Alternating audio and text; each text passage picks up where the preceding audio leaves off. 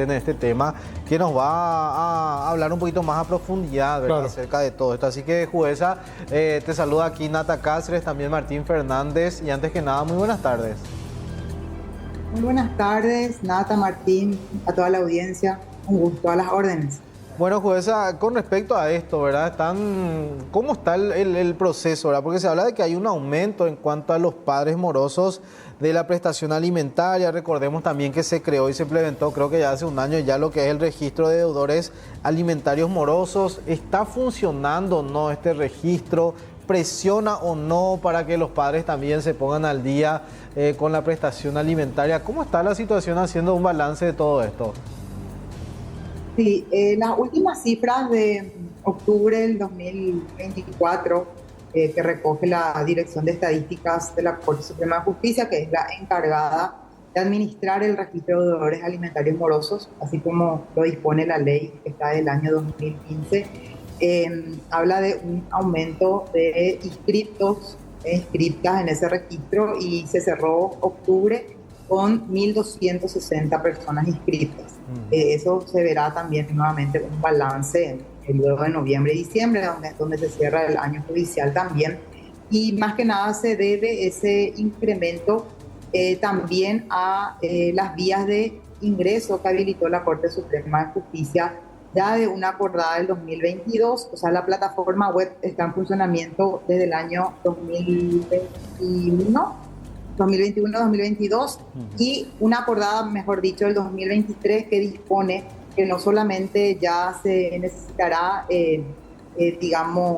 una asistencia legal paga por las personas nuevamente para solicitar este ingreso o asistida por la defensa pública, sino simplemente las personas afectadas pueden comunicarse a los juzgados de niñez y adolescencia donde salieron sus sentencias a través de medios telemáticos, es decir, números de WhatsApp que en varias circunscripciones que son muy alejadas de la capital, son extensas como Concepción, Alto Paraguay, también Cordillera, que habilitaron un número de comunicación con la ciudadanía para que directamente se puedan solicitar estos ingresos en caso de que exista la causal, que son tres cuotas alternadas o sucesivas que no se paga la asistencia alimentaria. Entonces, eso evidentemente ha generado mayor interés de la ciudadanía, más acceso. A lo mejor una persona que está en una ciudad alejada de Alto Paraguay le costaba mucho llegar personalmente hasta el juzgado de la niñez, y bueno, ahora con la utilización de esta herramienta más hace posible ese acceso, ¿verdad? Entonces, y también es una época también sensible del año, que yo también de alguna forma es importante hablar de este tema a fin de que, digamos, que a lo mejor ese un poquito más de circulante o de ingresos que exista en esta época del año sea destinado a esta conciencia para invertir en la vida. Ahora, ¿qué hay de cierto de que se tarda mucho en que finalmente uno pueda registrar a este deudor en el registro de deudores alimentarios? ¿Cuánto tiempo más o menos se tarda entre cumplir todos los requisitos hasta llegar a esa inscripción? Generalmente no es un proceso más, no es un proceso nuevo, ¿verdad? Eso es lo que justamente venimos haciendo las mediciones entre los juzgados. Están los que tienen ingreso telemático, están todavía los que no tienen, y allí también lo que es un paso realmente necesario para tener esa certeza es pedir el informe a el Banco Nacional de Fomento, que es la entidad que abre las cuentas judiciales, para hacer también una verificación mínimamente cierta de esa realidad, porque una persona bien puede decir, me están debiendo, pero por lo menos en el sistema judicial también existir una certeza mínima de que esa denuncia es real a fin de no perjudicar a lo mejor en un ingreso que no corresponda. Entonces, ese paso es ineludible de verificar, de solicitar. A lo mejor hay juzgados que todavía no tienen, por decirlo así, expediente electrónico o esa modalidad electrónica para solicitar de esta manera directa al Banco Nacional de Fomento ese extracto. Podría facilitar muchas veces también, en estos espacios es importante hablar, que a lo mejor las propias personas interesadas que podrían de alguna forma tener sus extractos de cuenta ya lo acerquen. Finalmente a veces al no tener esa documentación certera, es lo que hace que tengamos que solicitar necesariamente ese extracto de cuenta. Entonces se genera un paso más.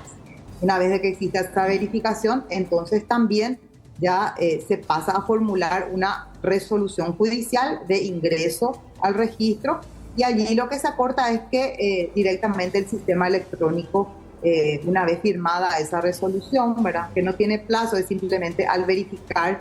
Tengamos también en cuenta, todo depende a veces de la cantidad de casos que maneja un juzgado, que no es lo mismo juzgado de central que otro juzgado que tenga menor intensidad o carga de expedientes, pero en realidad no debería pasar mucho tiempo. Lo que quiero nomás remarcar muchas veces es que a veces son, por ejemplo, expedientes o asistencia alimentaria que se fijaron hace mucho tiempo en formato papel, por ejemplo, cuando el expediente era todavía en formato papel, y eso muchas veces significa que habría que volver a mirar ese expediente de papel, a lo mejor traerlo del archivo.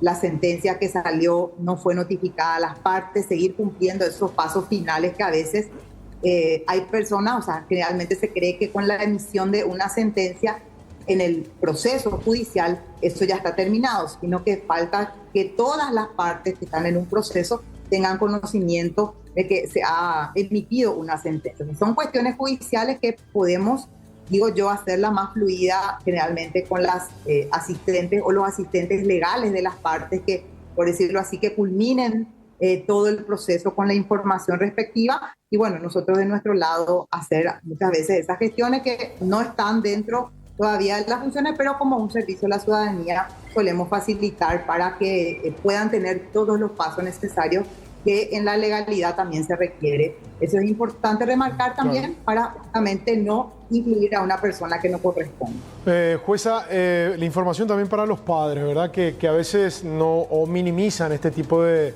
situaciones. ¿Qué restricciones me pueden caer a mí como padre moroso si no cumplo? ¿De qué forma me puede afectar todo esto? Sí, la ley taxativamente, bueno, desde el 2015 ya hablaba que las entidades financieras y bancarias deban verificar si una persona está inscrita o no en el registro de deudores alimentarios antes de, como se pide, otros registros de deudas de otras entidades. Entonces, tener también un poco en cuenta eso antes de hacer operaciones comerciales. Y lo que se agrega en el 2020, en una modificación que surge en la ley, que necesariamente dice que si uno está inscrito en el registro, no puede solicitar la expedición, la renovación de la licencia de conducir, no puede realizar transacciones de bienes, ¿verdad?, muebles o inmuebles ante una escribanía pública, porque el escribano o la escribana necesariamente para dar trámite a lo mejor a una transferencia de vehículo, de terreno, necesariamente debe acompañar de que todas las personas que están en esa transacción no están con deuda alimentaria. Y también lo que hace a el registro civil en caso de contraer matrimonio, necesariamente si una persona verifica minutos antes el oficial del registro civil y está por ley obligado a mencionar si los contrayentes están o no, digamos, en una situación de deuda alimentaria. Bueno, importante poder enfatizar en todo esto también y hablar de esta cifra que es muy importante, era un número muy grande también el que daba jueza. Y sí, la idea también, a veces inclusive puede ser más, pero fluctúa porque así como se ingresa, hay muchos que egresan también agregando obviamente las boletas de depósito, los documentos que se cumplió esa deuda.